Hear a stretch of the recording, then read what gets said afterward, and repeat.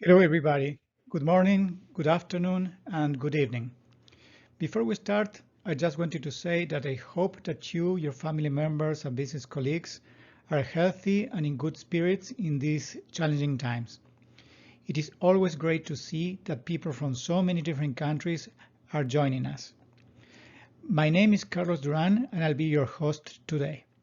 I hope that you enjoyed this webinar and that it gives you some insights and ideas to help you navigate through the pandemic and lay down the foundations for a successful return to the new normal.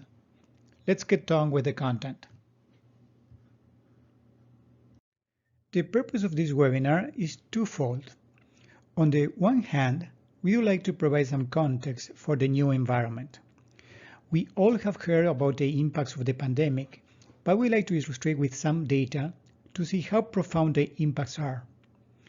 We also like to generate some insights from the data that we are going to be presenting.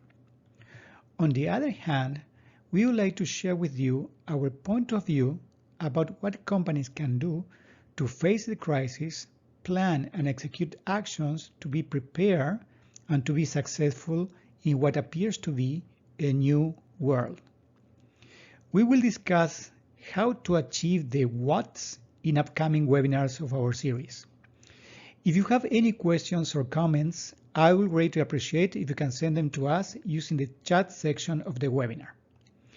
Let's start our discussion doing a recap of what happened. In December last year, December 2019, a coronavirus outbreak originated in China caused the loss of thousands of human lives and forced the Chinese authorities to take drastic measures to contain the spread. Those measures included putting large portions of the populations in quarantine and stopping all non-essential activities. The contention efforts, however, were unsuccessful, and a great number of cases started to be reported in different countries around the world. The virus spread rapidly. The COVID-19 pandemic has spread to all corners of the globe, and the countries that were affected the most outside China were Italy, Spain, France, United Kingdom, and the United States. The emergence of COVID-19 prompted actions from governments around the world to contain the spread, bringing all non-essential activities to a halt. Countries reacted differently.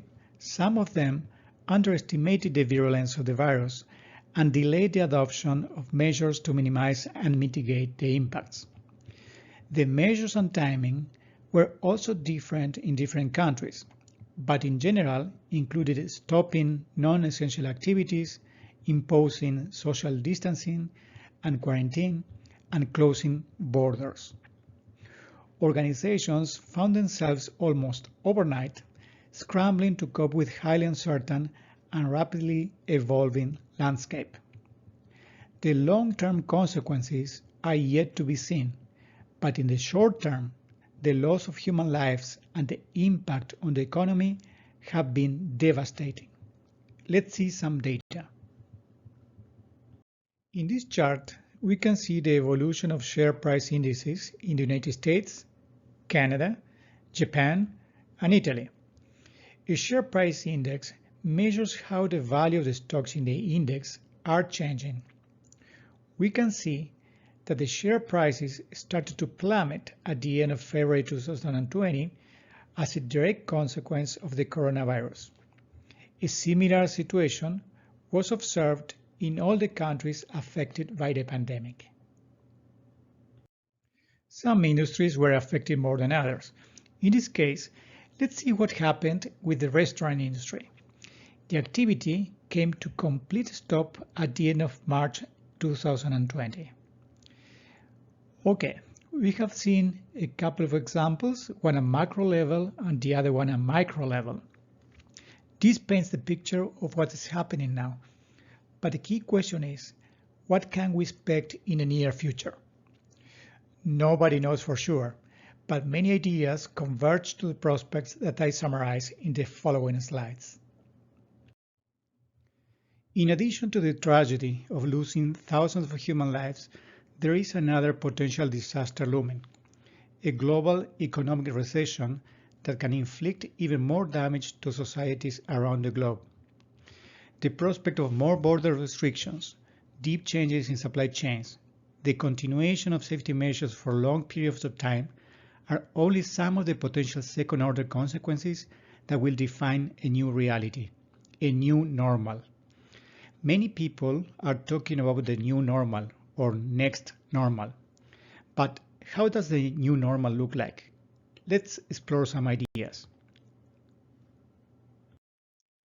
Once the situation starts to stabilize and organizations try to get back to normal, they might find that the normal has shifted from where it was in January this year. We might realize, for instance, that measures that were taken to fight the pandemic will stay for longer periods of time, like social distancing, for example, or tighter borders. During the pandemics, companies might have found new ways of working and providing services, and many of those new ways might not end once the pandemic is over. We might also find that the consumer behavior has changed, not only in the way we consume products and services, but also in relation to the type of products and services that they will need and favor. We might have also discovered how exposed we were to disruptions in our supply chains, suffering deeply from interrupted supply from suppliers located in the most affected zones of the world. Governments around the world are playing a crucial role not only in dealing with the pandemic, but also in supporting businesses and communities to mitigate and minimize the economic damages. In that regard, it is expected to see more government intervention, at least in the short to medium term. Companies might have also started to realize the importance to be prepared to deal with crises such as the one caused by COVID-19. And they will start considering resilience a key piece of their strategies and operations. So, now what? The COVID-19 pandemic is a major significant event that has impacted every aspect of our lives. Nobody saw it coming, and most certainly, very few companies, if any, included this event in their strategy plans.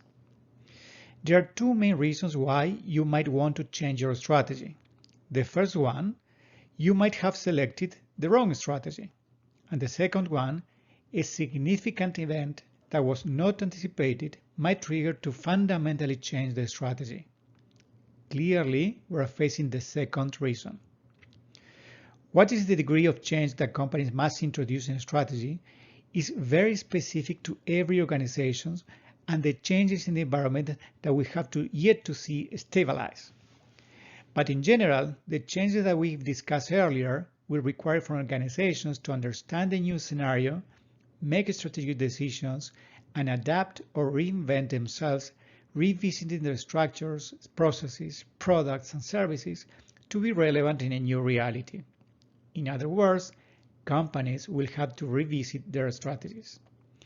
Let's explore a bit further what are the key trends that will have to be considered. As discussed earlier, nobody knows for sure how things will play out, especially because there is uncertainty about when this pandemic will end. There are different scenarios that might occur depending on how quickly a vaccine could be available. Those scenarios range from having to continue with social distancing measures for a longer period of time, with the risk of new waves popping up in different parts of the world, to a different one, where a vaccine is available and the world can come back to the new normal relatively quickly. In that scenario, the economy will rebound and the time to come back to the new normal will be short. Our point of view is that it will be something in between. But regardless of what scenario will materialize, what it is certain is that organizations will have to change. Companies are not clear about how, but there are some trends that are starting to emerge that will provide some indication about what the future might hold. These are the most important trends that we have identified. Remote everything, remote work, remote service delivery, remote education, contactless buying, value chains transformations, changes in consumer preferences, e-commerce, automation, and the increasing importance of ecosystems. Can you identify a common denominator that will enable all these things to happen?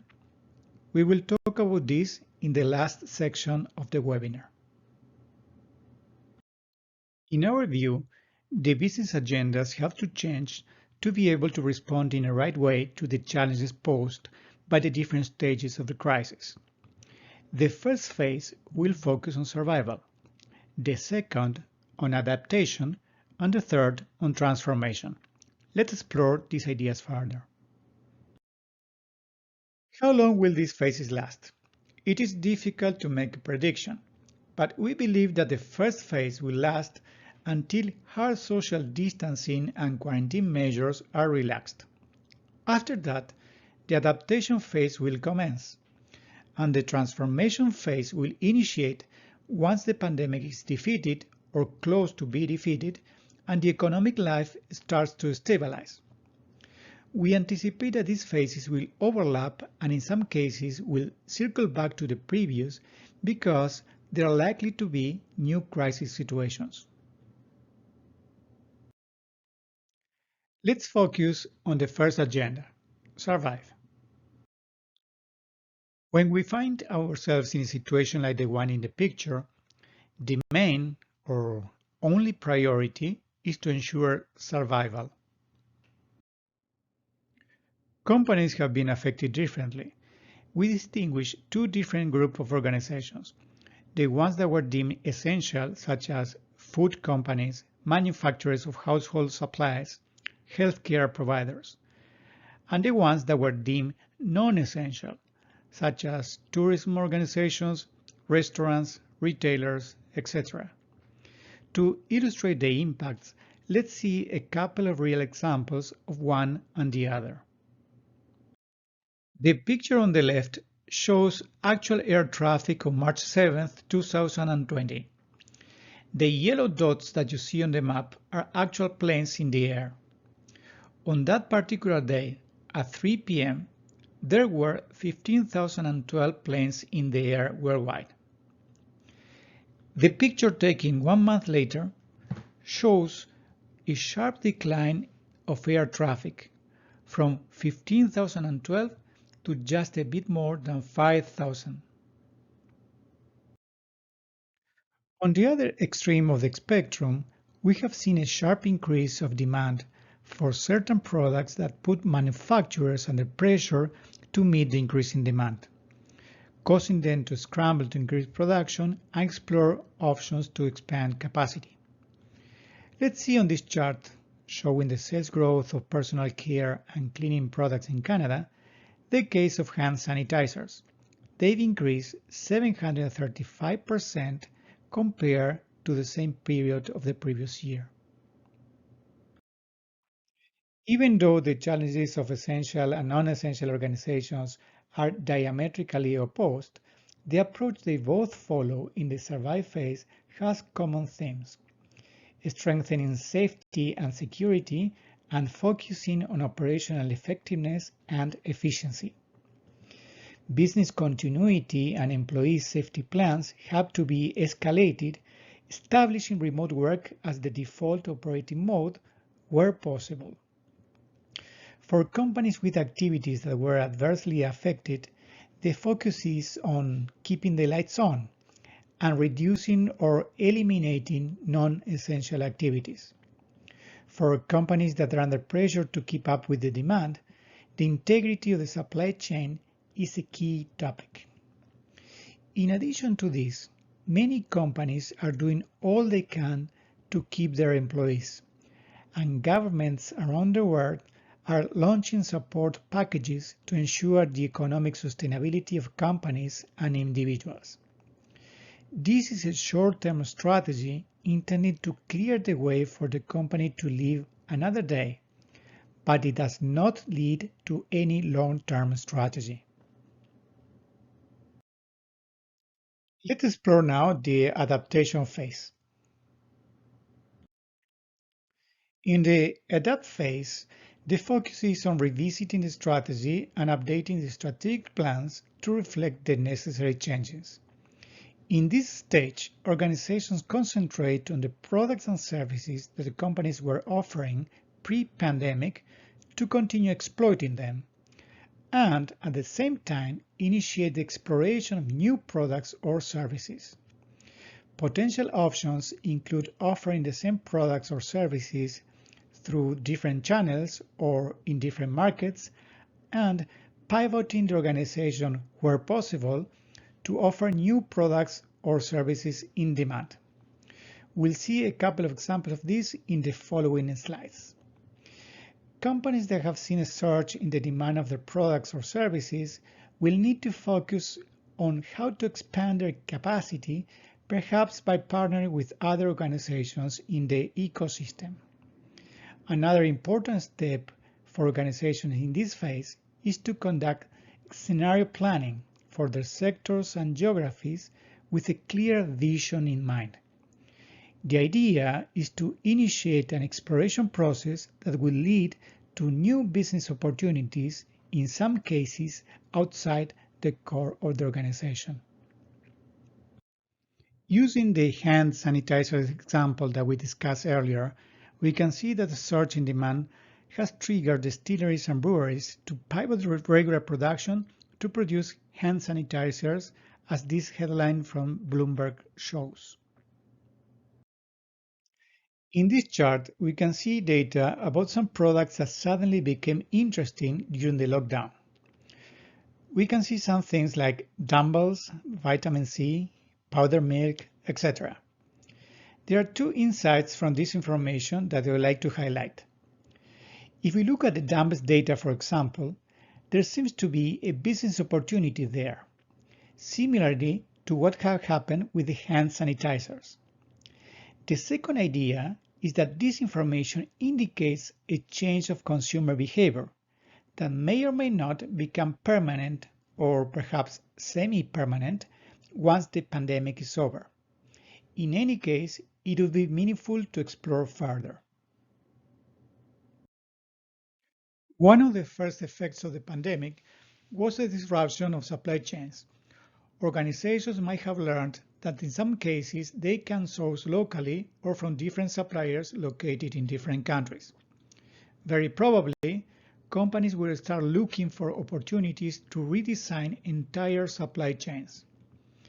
In order to return the business to required production levels, organizations will have to plan for contingent actions and reassess their operational needs and their entire business systems.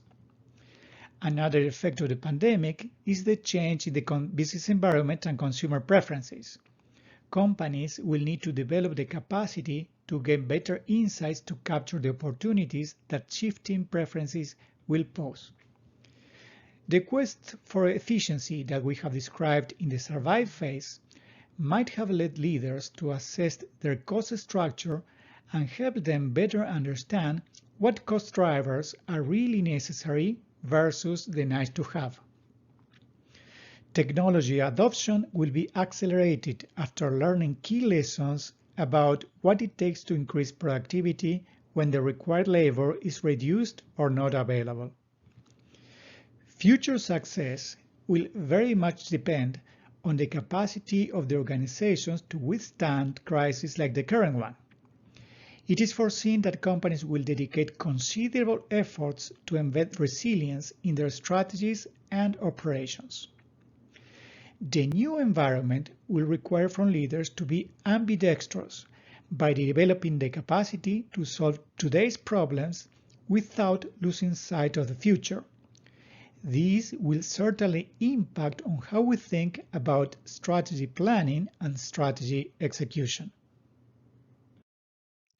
In traditional strategic planning thinking, strategy planning and execution were seen as two very different activities. In an environment with more frequent and profound changes, strategy can no longer be a piece done in isolation, after which execution occurs. Strategy and execution have to work together. Strategy execution must be a process from which lessons about the strategy are learned, and with this input the strategy is refined. Strategy has become a continuous learning process informed by execution. Let's have a look at the transform phase. The focus of this phase is on the transformation of the business to succeed in a new normal. The exploitation of products described in the adapt phase will continue in this one, but it will be heavily complemented with more exploration, which may potentially lead to abandon the old products and old ways of doing things to create and capture value that otherwise will be missed. The lessons learned in the COVID-19 pandemic, social innovations and experiments, can be used to reimagine the business. However, as we discussed earlier, not all the changes or innovations will be adapted permanently. The organization will have to continuously scan the environment to understand which innovations might provide opportunities for economic growth and revise their strategies accordingly. A key input for the transformation is to understand what is happening in the environment and pinpoint areas of opportunities for adding value with new products or services within and outside the industry boundaries. Data like the one shown in this chart will provide valuable information about areas of opportunities and help identify potential changes in consumer behavior. Changes in the buying patterns and consumer preferences may provide indication about trends that will become or may become permanent. In this chart, we can see, for instance, the percentage increase in online sales by sector. Household appliances, electronics, and building materials increased a staggering 587% compared to the same period of the previous year. We mentioned earlier that e-commerce is a clear trend emerging from the restrictions imposed by the pandemic. The data in this chart confirms that trend. E-commerce has increased in all countries shown in the sample. The percentage of increase was different in different countries, with Asian countries showing the largest rates, but the trend is there. Okay, let's have a look now at another key element of the transformation phase: resilience. A new source of competitive advantage and a key element for long-term success will be the capacity of organizations to absorb and adapt to shocks. This includes the capacity to anticipate them and be able to withstand them better than the competition. Companies will need to incorporate resilience into their strategies and operations, which will include streamlining core operations and redesigning processes to leverage the power of technology to create value for the customers. Another key aspect of resilience will be the ability of the organizations to build a flexible network of suppliers and partners. The evidence gathered so far indicates that some trends like the ability to work from home, buy online, and provide remote services like telemedicine, and the possibility of automating processes to minimize the human intervention are here to stay. The fact that a new business reality where human contact is minimized doesn't mean that it will be completely eliminated. For some activities, there will still be a need for physical interaction because of the nature of the service or because the required technology is not available. In this chart, we can see some data that support the trends that we have described previously. Companies that provide connectivity, which is crucial for remote working, home comfort, like movie streaming or food delivery, and companies that provide e-commerce platforms have dramatically increased their share prices. Supply chains will be transformed, and just-in-time inventory or a distributed network of suppliers reconsidered. Very probably, companies will look for new sources of supply, maybe local, as well as looking into building backup plans and safety plans with a new network of suppliers located in different regions. The availability of data to identify hotspots in the supply chain will be key to anticipate problems.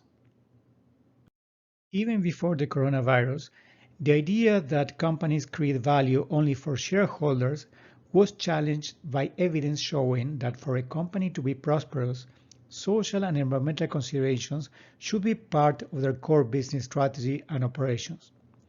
It is foreseen that this trend will accelerate, requiring from organizations to take a closer look at opportunities for working together with different actors in their ecosystems to create not only economic but also social and environmental value. Ecosystem is a term that we started to hear more and more in the last few years. An ecosystem is a network of organizations and individuals exchanging goods and information to create value for all the actors in the ecosystem. Even though the concept is not new, and an increasing number of organizations started to embrace the idea of joining forces with other organizations to achieve common goals, it was far from being mainstream.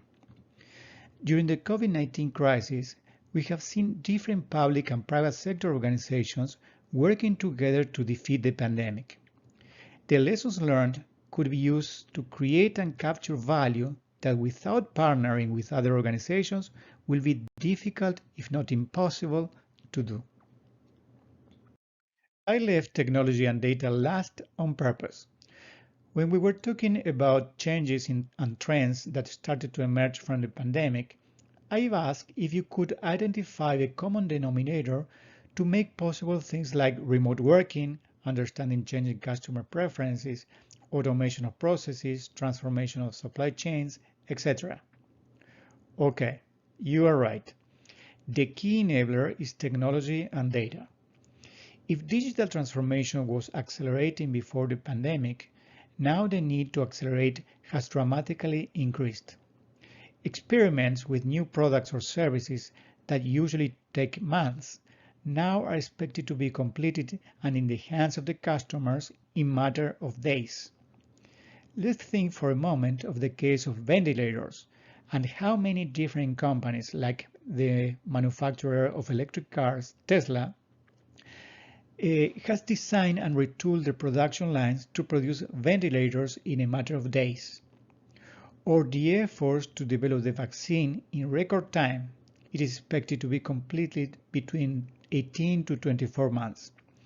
Just to give you a reference, it took roughly 14 years to develop the vaccine against influenza. It is true that the world won't run in a crisis mode all the time from now on, but companies have learned from the pandemic valuable lessons applying digital technologies that most certainly will be used in a post-pandemic world. Regarding the use of data, let's think for a moment of how China managed to crush the curve by analyzing large quantities of data that allowed them to track and rapidly isolate patients and their close contacts. On the not-so-bright side, we also have to consider that the use of data and technology will bring along other areas of concern, like, for example, privacy issues or cybersecurity. Those issues will also have to be dealt with, and very probably different countries will have different positions in relation to how to do it. In summary, companies that are able to leverage the power of technology and data will be in a much better position to be successful in a new world. We've covered the main topics that we wanted to share with you. Now, I would like to provide some recommendations on how to approach the transformation. Start the transformation by revisiting all the elements of our strategy, which include formulation and execution. You should use the approach that is most suitable for your particular situation. There is no one-size-fits-all approach. Open your mind to see things in a different way and test your assumptions. Embrace technology. It is not a nice to have anymore. It is a must and a key source of competitive advantage. Nurture collaboration and partnership. Identify opportunities for collaborating with other organizations to create and capture more value. Today, we didn't talk about the human aspects of the transformation, but this is a crucial element that has to be considered. In upcoming webinars, we will provide further insights about how to put your organization on the path to success in a new world. Finally, I would like to summarize the key takeaways. We will live in a new world with great challenges and great opportunities. We are going to experience big changes in areas like safety, remote working, speed. We need to start the transformation with a strategy. That is the first key step. Digital transformation is the key enabler for the changes to happen. Adaptability and transformation are key abilities for companies to prosper. Okay, with this, we have reached the end of today's webinar. Thank you, and I hope to see you again in another webinar of this series. Stay healthy and safe. Bye-bye.